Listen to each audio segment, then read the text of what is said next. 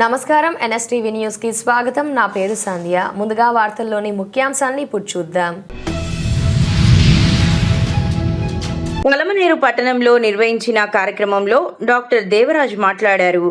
ఈ సందర్భంగా ఆయన ప్రభుత్వ ఆసుపత్రుల సేవలపై స్పందిస్తూ ప్రైవేట్ హాస్పిటల్స్ కు ఏమాత్రం తీసిపోకుండా ప్రభుత్వ ఆసుపత్రుల్లో కూడా మెరుగైన వైద్య సేవలు అందుతున్నాయని తెలిపారు. ప్రభుత్వ ఆసుపత్రులలో అందుబాటులో ఉన్న సదుపాయాలు, వైద్య సిబ్బంది సేవలు, పేషెంట్లకు అందిస్తున్న చికిత్స చాలా నాణ్యంగా ఉన్నాయని ఆయన పేర్కొన్నారు. ముఖ్యంగా పేద ప్రజలకు తక్కువ ఖర్చుతో మంచి వైద్యం అందడం ప్రభుత్వ ఆసుపత్రుల ప్రత్యేకత అని చెప్పారు.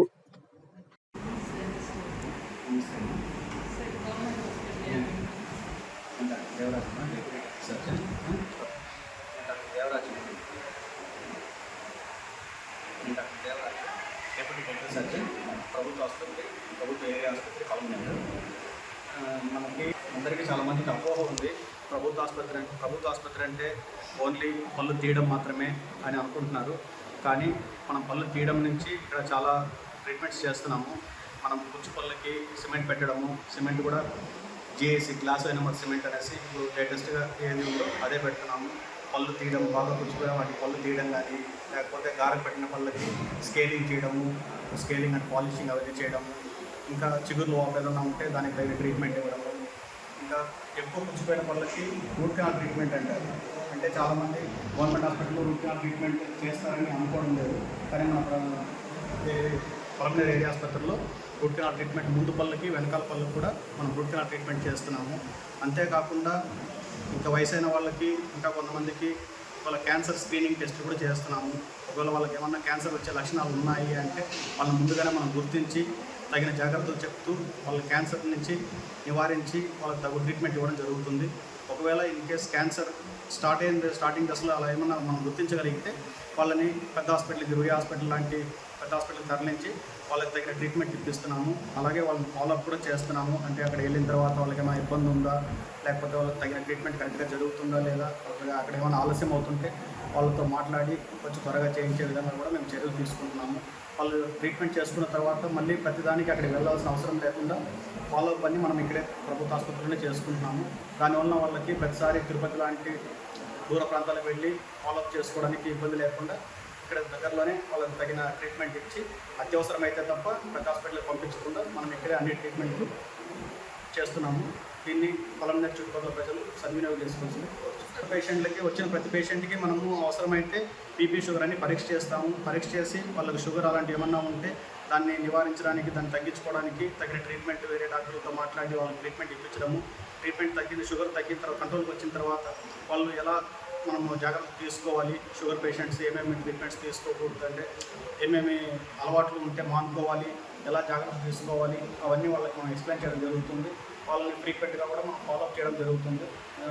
అవసరమైతే వాళ్ళకి ఏమన్నా చిగురు లోపాలు ఏమన్నా ఉంటే దానికి ట్రీట్మెంట్ చేసి దాన్ని నయం చేయడం కానీ, లేకపోతే షుగర్ ఎక్కువ ఉంటే ఫ్రీక్వెంట్గా వాళ్ళని చెకప్ చేస్తూ ఫాలోఅప్ చేసుకోవడం జరుగుతుంది. పేషెంట్స్ దీన్ని సద్వినియోగం చేసుకోవాలి.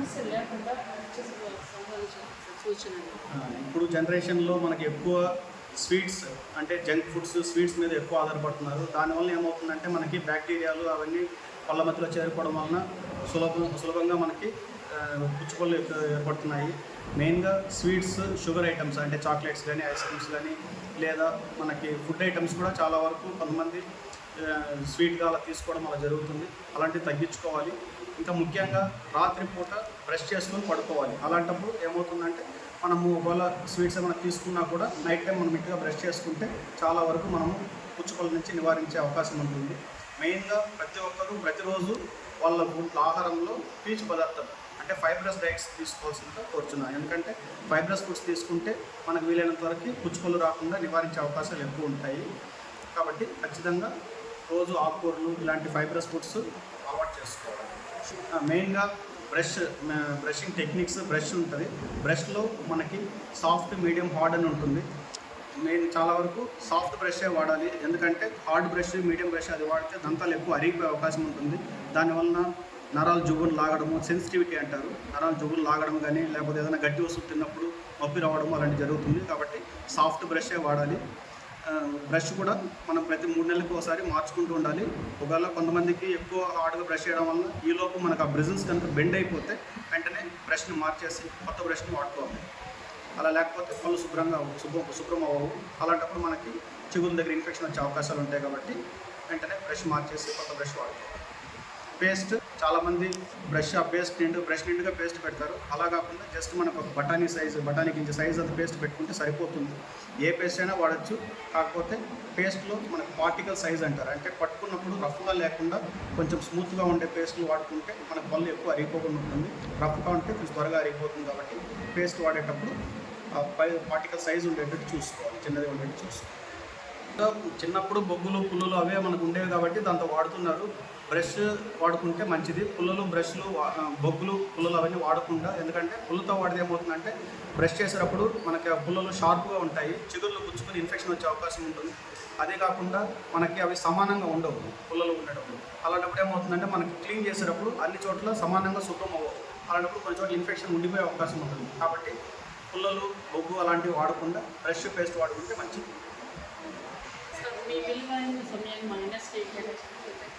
థ్యాంక్ యూ అమ్మా. ఈ అవకాశాన్ని పలంనేరు ప్రజలందరూ సద్వినియోగించుకొని ప్రభుత్వ ఆసుపత్రుల సేవల్ని యూజ్ చేసుకోవాల్సిందిగా కోరుచున్నాను.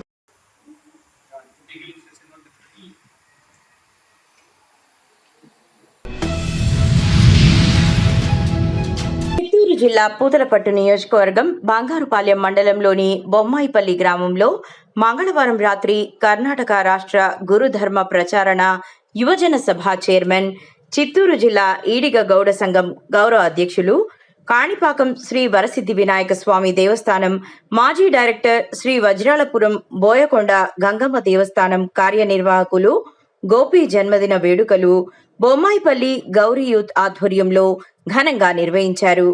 ముందుగా భారీ కేక్ కట్ చేసి అందరికీ పంచిపెట్టారు. అనంతరం అన్నదాన కార్యక్రమం నిర్వహించారు.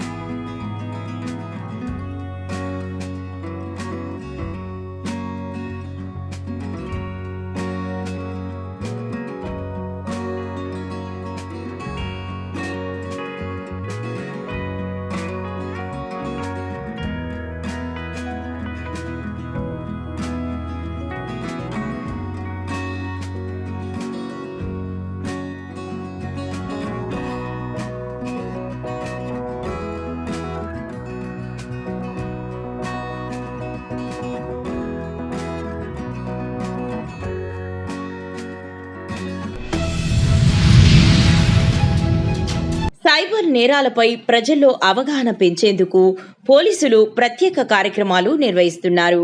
ఈ క్రమంలో వారాసిగూడ పోలీస్ స్టేషన్ పరిధిలోని పోచమ్మగుడి కౌసర్ మస్జిద్ రోడ్డు వద్ద అవగాహన కార్యక్రమం నిర్వహించారు. ఈ సందర్భంగా గుర్తు తెలియని వ్యక్తుల నుంచి వచ్చే మెసేజ్లు, వాట్సాప్ కాల్స్కు స్పందించకూడదని, డబ్బులు పంపే ముందు పూర్తి స్థాయిలో నిర్ధారించుకోవాలని పోలీసులు సూచించారు. అలాగే బ్యాంక్ పేరుతో ఫోన్ చేసి వ్యక్తిగత సమాచారం సేకరించే సైబర్ నేరస్తుల పట్ల అప్రమత్తంగా ఉండాలని హెచ్చరించారు.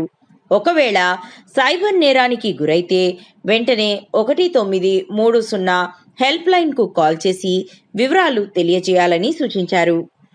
అలా చేస్తే 0 FIR నమోదు చేసి సంబంధిత పోలీస్ స్టేషన్కు పంపించి తదుపరి చర్యలు తీసుకుంటామని తెలిపారు. ఈ కార్యక్రమంలో Chilakalaguda ACP K Shashank Reddy, Warasiguda SHO Rajender Goud సహా పోలీస్ సిబ్బంది పాల్గొన్నారు. నెట్ ఉండాలి, ఇంకా డబ్బులు కూడా ఉండాలి. డబ్బులు లేకపోతే ఏం చేస్తే డబ్బులు కూడా ఉండాలి. కాబట్టి ఉంటేనే సైబర్ క్రైమ్ అనేది జరుగుతుంది. కాబట్టి ఇప్పుడు ప్రతి ఒక్కరి చేతిలో ఒకటి కంటే రెండు ఫోన్లు ఉన్నాయి, ఒకటి కాదు 2. కాబట్టి ఈ ఫైన్ ఉందని చెప్పేసి మనం ఏమనుకుంటాం 50 రూపీసే కదా అని చెప్పేసి ఆ లింక్ నొక్కి దాంట్లో అన్నీ ఫిల్అప్ చేసి ఓకే అంటాం. ఏమవుతుంది 50 రూపీస్ కాడ 50,000 పోతుంది. కాబట్టి మీరు ఆ వెబ్సైట్ చూసేటప్పుడు కూడా జాగ్రత్తగా దాంట్లో కొన్ని ఎట్లుంటాయంటే వెబ్సైటు ఏదో చిన్న మార్పులు ఫుల్ స్టాప్ కామా ఏదో చిన్న పేరులో తేడా ఉండి వాళ్ళు ఆ సేమ్ గవర్నమెంట్ వెబ్సైట్ లాగానే ఉంటుంది. కాబట్టి మీరు నిర్ధారించుకున్న తర్వాతనే మీ డబ్బులు పే చేయాల్సిన అవసరం ఉంటుంది. అట్లా నేను పిల్లలు కాలేజీ పిల్లలు మనకు కనపడుతుంది కంప్యూటర్ మీద 1,00,000 పెడితే 2 లక్షలు వచ్చినట్టు కనపడుతుంది. చెప్పుకుంటాం ఇంట్లో అమ్మ నాకు 2 లక్షలు వచ్చింది చూడని. అట్లా 2, 3 నీకు ఇది విత్డ్రా చేసుకోవాలంటే రాదు, కండిషన్స్ ఉంటాయి. లాస్ట్కు మోసపోయిందని చెప్పేసి అతను పోలీసులకు తెలియజేయడము జరుగుతుంది. ప్రధానమంత్రి నరేంద్ర మోదీ పాలనకు ప్రజలు బ్రహ్మరథం పట్టారని, 3 రాష్ట్రాలలో బీజేపీ ప్రభంజనం సృష్టించడం ఇందుకు నిదర్శనమని ఎమ్మెల్యే పవార్ రామారావు పటేల్ అన్నారు. సోమవారం బైన్సాలోని ఎస్ఎస్ జెన్నింగ్ ఫ్యాక్టరీలో పలు రాష్ట్రాలలో బీజేపీ విజయం సాధించిన సందర్భంగా టపాసులు పీల్చి మిఠాయిలు తినిపించుకుని సంబరాలు చేసుకున్న సందర్భంగా ఆయన మాట్లాడారు. పశ్చిమ బెంగాల్లో రాక్షస పాలన అంతమొందించడం జరిగిందన్నారు. దక్షిణ భారతదేశంలో రానున్న ఎన్నికల్లో బీజేపీ పాగా వేస్తుందని ధీమా వ్యక్తం చేశారు.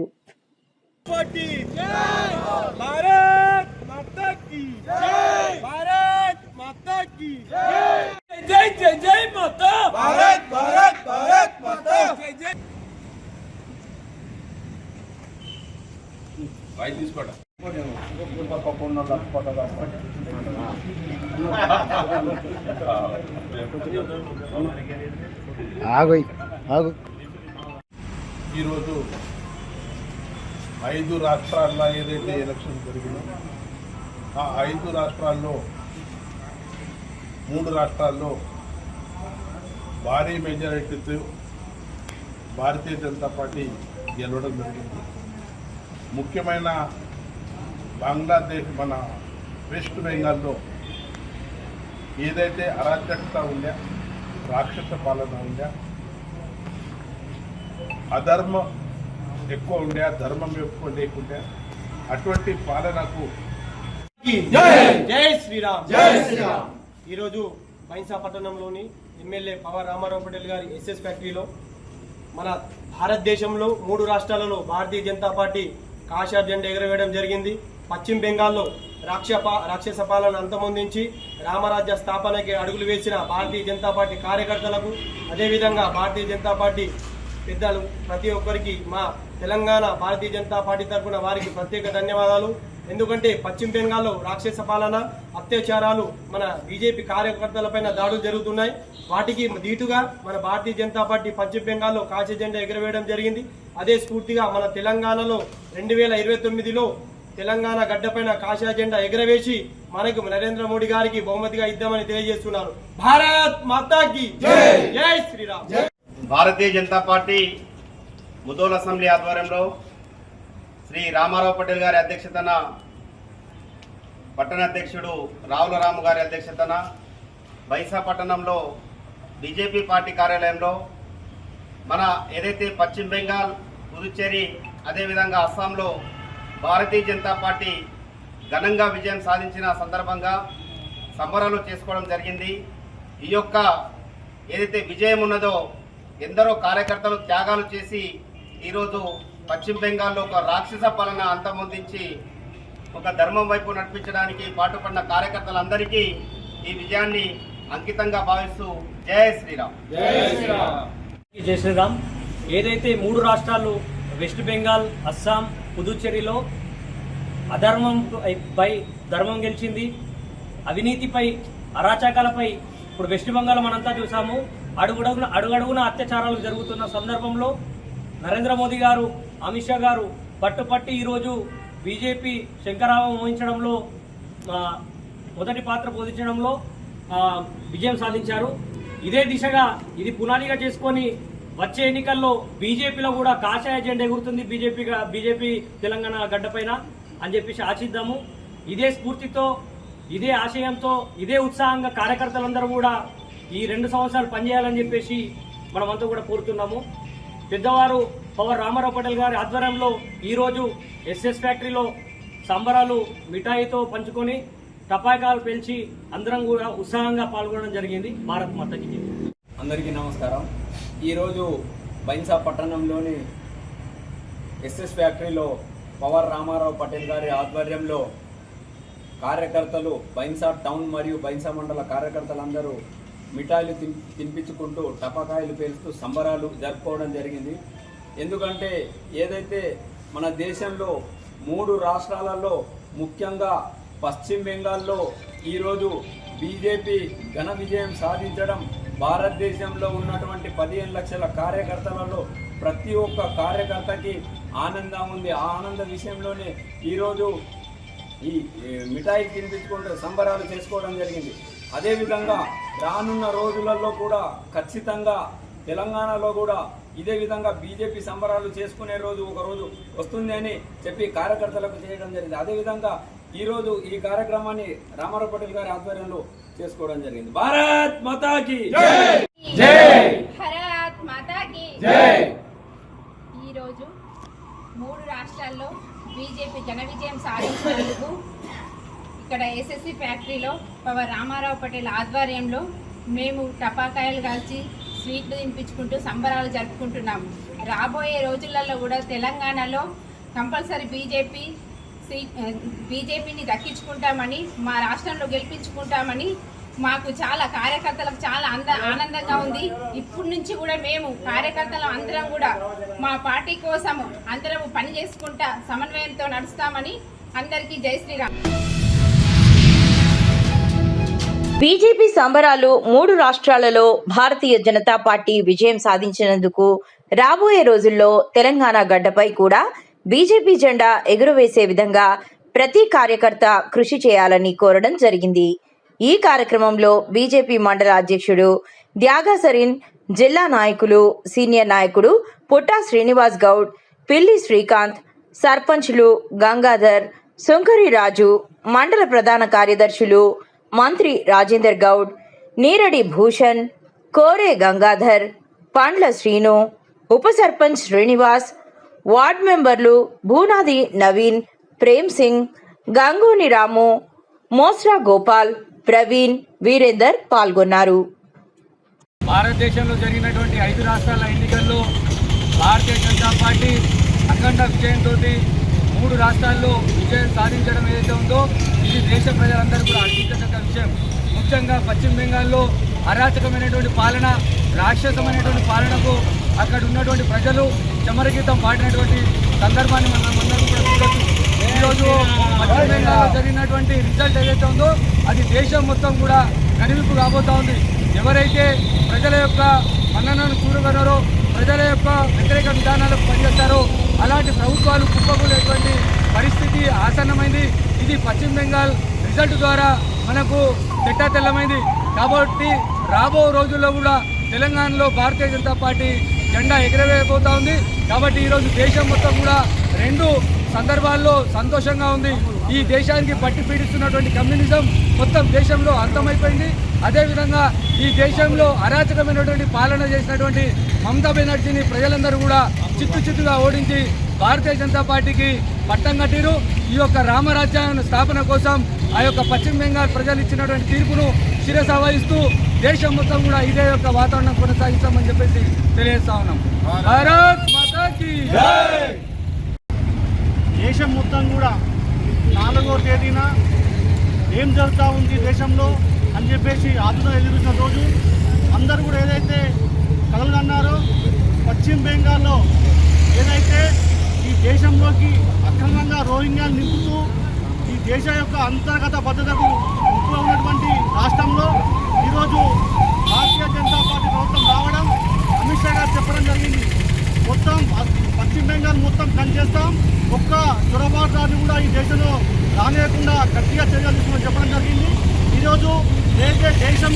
మొత్తం కూడా ఈరోజు గర్వపడతా ఉంది ఈరోజు బీజేపీ ఇక్కడ గెలవడంలో. ఈరోజు కాంగ్రెస్ చెప్తా ఉంది ఈరోజు ముస్లిం అంటే కాంగ్రెస్, కాంగ్రెస్ అంటే ముస్లిం అని చెప్తా ఉన్నది. కాదు, హిందువులు అంటే బీజేపీ, బీజేపీ అంటే హిందువులు. కాబట్టి ఈరోజు హిందువులందరూ కూడా భారతీయ జనతా పార్టీ పక్షం నిలబడ్డారు. ఇంకో విషయం గమనించాలి, పశ్చిమ బెంగాల్ గడ్డ మీద ఏదైతే మమతా బెనర్జీ జై శ్రీరామ్ నినాదాన్ని ఆపిందో ఈరోజు చూసాం. మా కార్యకర్తలు ఉత్సాహంగా వారి ఇంటి ముందు వెళ్ళి గర్వంగా ఈరోజు జై శ్రీరామ్ అని చెప్పేసి ఈరోజు ఔరా బీచ్ మొత్తం నిండిపోయి ఈరోజు జై శ్రీరామ్ నినాదంతో మొత్తం మారుకోవడం జరిగింది. మమతా బెనర్జీ గారు గుర్తుంచుకోండి, సనాతన ధర్మం వైపు ఎవరు వచ్చినా కూడా ఈరోజు వారికి పుట్టగతులు ఉండవు. ఇది ఒక నిదర్శనం. రాబోయే రోజుల్లో కేవలం మిగిలి ఉన్నటువంటి 7 రాష్ట్రాలని కూడా అతి తొందరలోనే భారతీయ జనతా పార్టీ ఈ యొక్క దేశ భారతీయ చిత్రపటం మొత్తం కూడా కాషాయీకరణ చేయడంలో ఎంతో దూరంలో లేదు. ఖచ్చితంగా భారతీయ చిత్రపటం మొత్తం కూడా రాబోయే రోజుల్లో ఖచ్చితంగా కాషాయమయం అయిపోతుంది. ఆ దిశగా కూడా మా అమిత్ షా గారు, మోడీ గారు ఆ దిశ ప్రయత్నం చేస్తూ ఉన్నారు. వారి మార్గదర్శనంలో భారతీయ జనతా పార్టీ కార్యకర్తలు ప్రతి ఒక్కరు కూడా ఈరోజు తెలంగాణలో భారతీయ జనతా పార్టీ వచ్చే విధంగా అందరం కూడా కృషి చేస్తామని ఈరోజు చెప్పారు. భారత్ మాతాకి భారతీయ జనతా పార్టీ 5 రాష్ట్రాల ఎన్నికల్లో 3 రాష్ట్రాలలో విజయదుందుబి మోగించి మొట్టమొదటిసారిగా బెంగాల్లో అధికారం కైవసం చేసుకున్న సందర్భంగా బీజేపీ కిసాన్ మోర్చా జిల్లా ప్రధాన కార్యదర్శి మంచికపూడి గంగాధర్ రావు ఆధ్వర్యంలో తాటికొండ మండలం మోతడక గ్రామంలో విజయోత్సవ సంబరాలు పెద్ద ఎత్తున నిర్వహించారు. టపాసులు పేల్చి మిఠాయిలు పంచడం జరిగింది. తాటికొండ మండలం మోతోట గ్రామంలో విజయితున్న మంచికలపూడి గంగాధరరావు గారి జై శ్రీరామ్. ఈ రోజు విడుదలైన 5 రాష్ట్రాల ఎన్నికల ఫలితాల్లో 3 రాష్ట్రాల్లో విజయకేతనం ఎగరవేసిన భారతీయ జనతా పార్టీ ఒక చరిత్ర సృష్టించింది. ముఖ్యంగా వెస్ట్ బెంగాల్లో ఒక ఆటవిక రాజ్యాన్ని తునాతునకలు చేయడానికి మిక్కిలి కృషి చేసిన కార్యకర్తలకు మా శుభాకాంక్షలు తెలియజేస్తూ ఈ సంబరాలను ఆర్గనైజర్ చేసిన మచ్చికలపూడి గంగాధరరావు గారికి మా హృదయపూర్వక ధన్యవాదములు. జై శ్రీరామ్, జై బీజేపీ. మాతాకి జై. 5 రాష్ట్రాల ఎన్నికల్లో విజయకేతనం ఎగరవేసిన 3 రాష్ట్రాలు.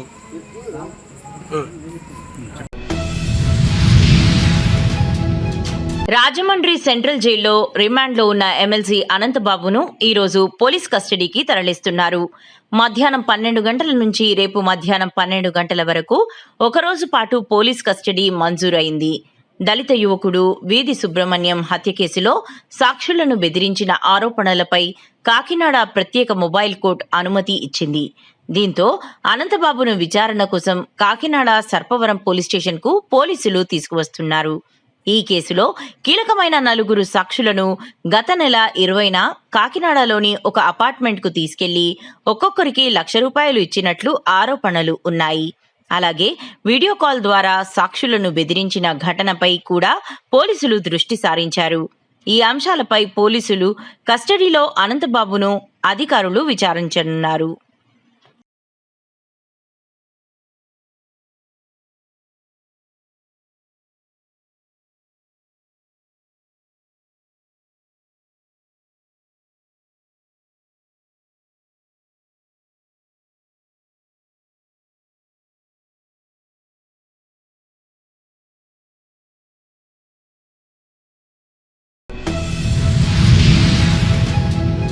వరి ధాన్యం కొనుగోలు ప్రక్రియను నిర్ణీత గడువులోగా పూర్తి చేయాలని జిల్లా కలెక్టర్ భావేష్ మిశ్రా అధికారులను ఆదేశించారు.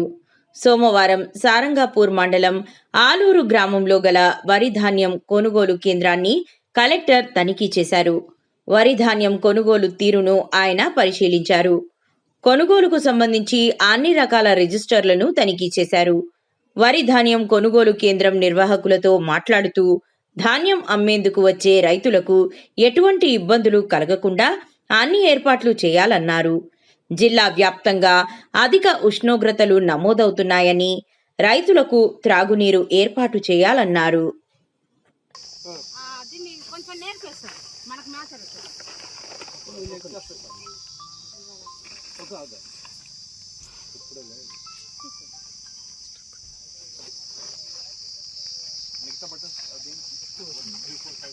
కొన్నిట్లో 3 ఉంటుంది సార్, 2 ఉంటుంది.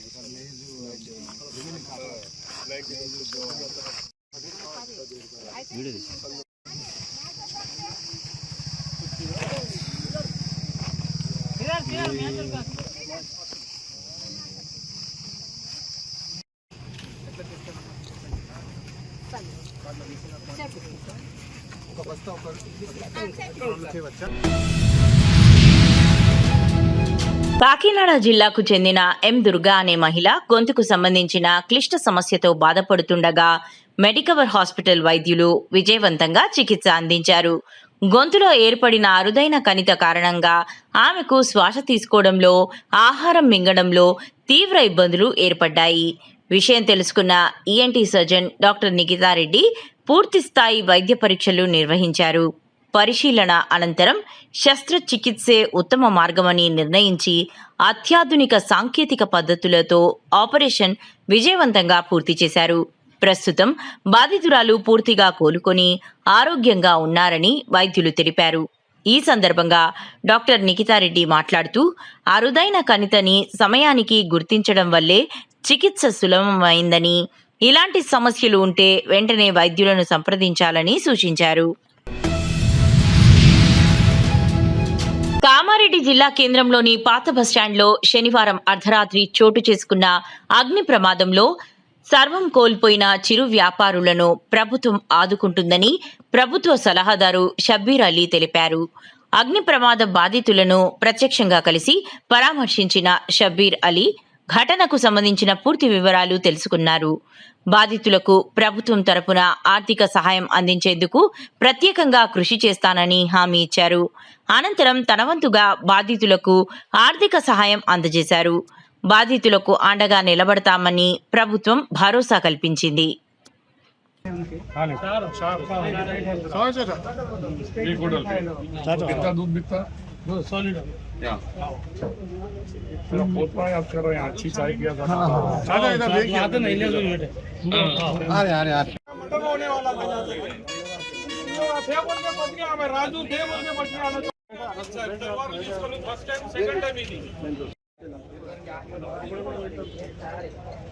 అదే రోజు రాత్రి డిమాండ్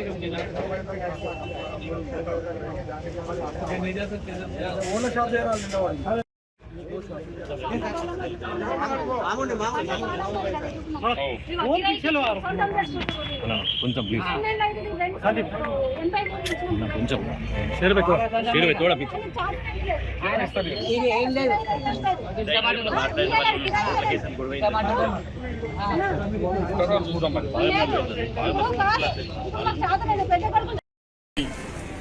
కేఎంకు మరి ఇక్కడ 18 షాపులు కాలిపోవడం జరిగింది. 18 షాపులో హోటల్స్ ఉన్నాయి, పూల దుకాణాలు ఉన్నాయి, కొన్ని ఫాస్ట్ ఫుడ్ షాప్స్ ఉన్నాయి, ఎక్కువ ఫ్రూట్ షాప్స్ ఉన్నాయి. అందరు బీద వాళ్ళే. మరి వాళ్ళందరికీ నష్టమైంది. నష్టపరిహారం ఎలా ఇవ్వాలో ఆర్డీఓ గారు, మన ఎంఆర్ఓ గారు, డిఎస్పీ గారు, ఆర్డీఓ మన రెవెన్యూ ఇన్స్పెక్టర్ గారు వీళ్ళు అంచనా వేసేందుకు నా వెంబడ వచ్చినారు. ఆల్రెడీ అంచనాలు కూడా అయిపోయినాయి. దీనికి సుమారు 35 లక్షల రూపాయల ఇలా నష్టం జరిగింది. అది మెటీరియల్కి, తర్వాత వాళ్ళ షెడ్ గీట్ అవి అన్నీ తర్వాత ఉంది. దాని తర్వాత ఇది కాలిపోయిన వాళ్ళకు నష్టపరిహారం, తర్వాత వీళ్ళకి ఎట్లా కూర్చోబెట్టాలి, వీళ్ళకు ఉపాధి ఎట్లా, రేపు ఫ్యూచర్లో ఎట్లా, ఈ లైన్లో మున్సిపాలిటీ ద్వారానా లేకుంటే గవర్నమెంట్ ద్వారానా లేకుంటే ఎలా ఈ రూట్కు వీళ్ళకు ఎంక్రోచ్మెంట్స్లో ఉన్నారు, మరి వాళ్ళని ఎలా చేయాలో ఇప్పుడు ఆర్డీఓ మన కలెక్టర్ మన